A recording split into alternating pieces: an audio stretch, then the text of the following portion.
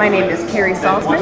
I have been with Critz since April of this year. Right now, our Never Get Out of This Haze, which is a New England IPA, is the most popular.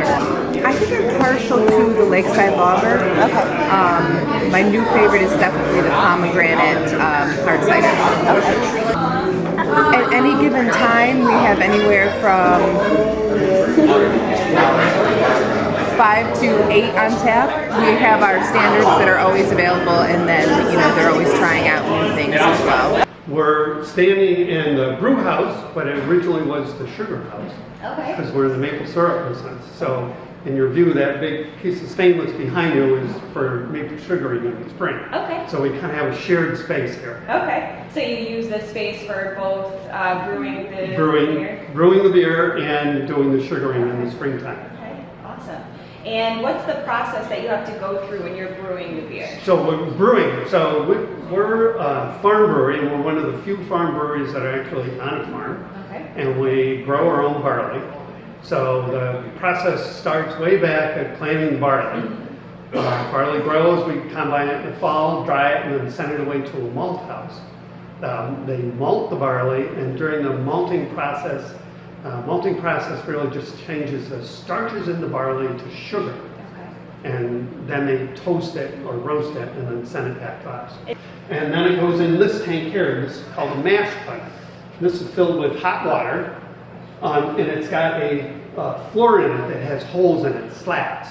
So the barley will sit in there with hot water for about an hour. During that time, the sugars get extracted from the barley. And then we start drawing and it's called wort at this time, wort off the bottom of the tank. At the same time, when we're putting more hot water in on the top, and that's called sparging. And so they'll draw it out and then rinse all the grains to extract all the sugars. So then it goes over to that, and that's called the brew kettle.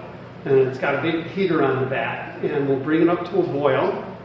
And it has to boil for about an hour or a little bit longer than an hour to sanitize the wort, take care of any bacteria or anything that's in it, or microbes. And in the boil kettle, we'll start adding hops to give the flavor. So once it's been in the boil kettle for an hour, we'll rest it, and then it gets pumped out of the boil kettle through this chiller. One side of the chiller is, and you might know this from a milk house. Right. I don't know if you guys use a chiller or a chill tank. Same thing. Actually, the same company does service the dairy industry. So cold water on one side, hot wort on the other side. We have to chill the wort from 212 degrees down to 68 degrees, which is the proper temperature to ferment it. Okay. So we'll run cold water through, hot wort out, and then they'll go through tubes, through pipes over in the other room, and we'll go over there and talk about fermentation. Okay. Once we're done with the brewing process in the other room, then we pump the beer in here to that fermentation tank. The wort has sugar in it. The sugar and yeast to produce alcohol, the yeast will convert the long chain hydrocarbons that sugar is into CO2 and alcohol. So they get pumped into these tanks. This tank holds 10 barrels or 300 gallons of beer. It has a jacket on the outside. It's a double wall tank, so we can put glycol through here to chill it. The fermentation creates heat. So once it's pumped in, they'll put the yeast in when it's about half full, then close the doors up and let it go. By the next morning, this tank's in secondary fermentation, it's closed off, but in primary, there'll be a hose down into that bucket, and by the next morning, the bucket will be bubbling right along because of the release of CO2. All our tanks have numbers and names. Most of them are musical references. Coyote is a fish song.